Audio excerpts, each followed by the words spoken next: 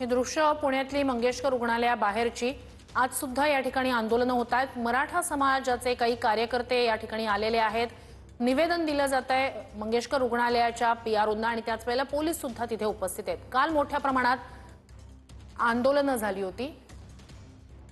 अधिक जाणून घेऊया आपले प्रतिनिधी प्रदीप कापसे यांच्याकडून। प्रदीप, काय मराठा समाजाकडून सांगितलं जातंय, काय अपडेट आहेत त्या ठिकाणचे?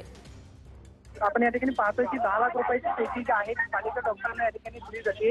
त्यांचं म्हणणं आहे की आम्ही 10 लाख रुपये रोख द्यायला तयार आहोत, मात्र दिलेल्या गर्भवती महिलेचा जीव परत येणार आहे का असा दाब जो आहे रुग्णालय प्रशासनाला मराठा सेवक स्वीकारताना पाहायला मिळत आहे। 10 लाख रुपयाची पेटी जी आहे आपण पाहतोय की प्रत्येक रुपयामध्ये या ठिकाणी डॉक्टरांकडे आणली आली आहे।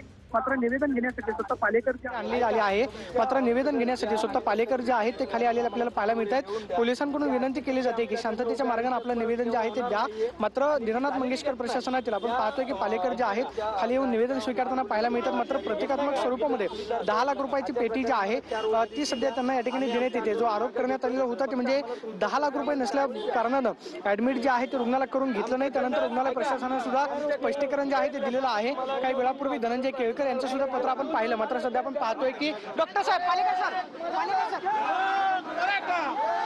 बोलण्याचा प्रयत्न करणार आहोत। या ठिकाणी आपण पाहतोय की पालिका डॉक्टर जे आहेत ते या ठिकाणी निवेदन घेण्यासाठी आलेले होते आणि त्यांनी या ठिकाणी आपण पाहतोय की निवेदन जे आहे ते स्वीकारलेलं आपल्याला पाहायला मिळते।